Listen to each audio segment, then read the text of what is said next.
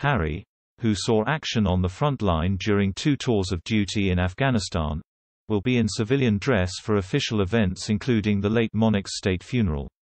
Only working royals, which Harry and Andrew are not, are permitted to dress in uniform at 5 ceremonial occasions.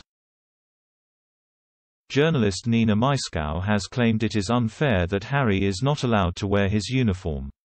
Speaking on The Jeremy Vine Show, she said, "This whole question when it came to the Duke of Edinburgh's funeral was completely negated by the order that said none of them could wear a uniform so that Andrew would feel the odd one out. This is not the case. The Queen is no longer to protect him in this matter. It seems to me entirely unfair that if Andrew for all that we know should be allowed to wear military uniform and Prince Harry who by contrast has done something minimal should not." Host Mr. Vine added, "I'm unclear. I think you can always wear a medal you earned and that's an important principle of life. There's nothing better on Remembrance Day than seeing old soldiers with their medals.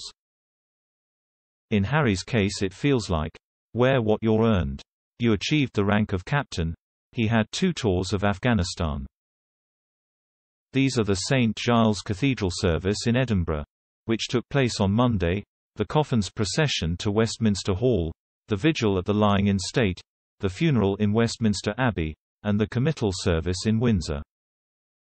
But an exception has been made for Andrew, who will wear a uniform as a special mark of respect for the Queen when he stands guard around her coffin during the vigil of the princes.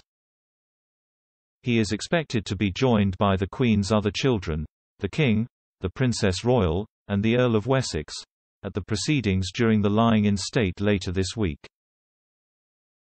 It is likely to be a bitter blow for ex-soldier Harry, who is proud of his decade in the forces, and who was saddened after being stripped of his honorary military roles including Captain General of the Royal Marines by the Queen post-Megxi.